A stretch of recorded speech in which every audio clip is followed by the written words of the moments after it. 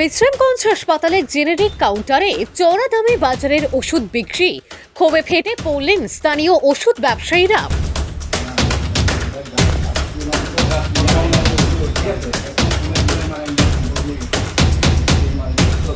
গরিব রোগীদের স্বল্প মূল্যে ওষুধ সরবরাহের উদ্দেশ্যে বিশ্রামগঞ্জ প্রাথমিক স্বাস্থ্যকেন্দ্রে চালু হওয়া জেনেরিক কাউন্টার ঘিরে প্রথম দিনেই বিতর্ক দেখা দিল। মঙ্গলবার বিকালে জেনেরিক কাউন্টারের দায়িত্বপ্রাপ্ত কর্মী নান্টু দেবনাথ ও রাজেশ আচার্য এক বয়স্ক দম্পতিকে একটি ভিটামিন ওষুধ 320 টাকায় বিক্রি করেন, যার বাজার মূল্য মাত্র 325 টাকা।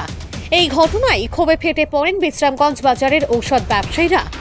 ত্রিপুরা কেমিস্ট অ্যান্ড ড্রাগিস্ট অ্যাসোসিয়েশনের বিশ্রামগঞ্জ সাব কমিটির নেতৃত্বে মিহির সেন, বলাই দাস ও দীপাঞ্জন সাহা দ্রুত হাসপাতালে উপস্থিত হয়ে জেনেরিক কাউন্টারের কর্মীদের জিজ্ঞাসাবাদ করেন। তাদের দাবি, বিক্রিত ওষুধটি একটি ব্র্যান্ডেড কোম্পানির এবং এটি বাজারজাত ঔষধ, জেনেরিক নয়।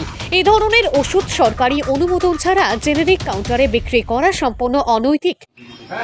তো অর্ডার নাই, মেমো নাই, আপনারা এইভাবে তো একটা জন ঔষধি চলতে পারে না। ওষুধরা আনলো তাই না, এটা একটা ব্র্যান্ডেড কোম্পানি, যেটা মার্কেটের থেকে মানুষ কিনবো, কিন্তু জন ঔষধিতে এরা এই ওষুধরা বেচেছে। তো আমরা এখানে আসলাম, ওনাকে নিয়ে সবাই সাক্ষাৎকার করলাম। তারা আরও জানতে চান, সংশ্লিষ্ট ওষুধ বিক্রির ক্ষেত্রে হাসপাতাল ইনচার্জের অনুমোদন বা টেন্ডার অর্ডার আদেও ছিল কিনা। ঘটনার পরিপ্রেক্ষিতে স্থানীয় ব্যবসায়ীদের মধ্যে ক্ষোভের সঞ্চার হয়েছে এবং গোটা ঘটনার নিরপেক্ষ তদন্তের দাবি উঠেছে। Bureau report, KCV live.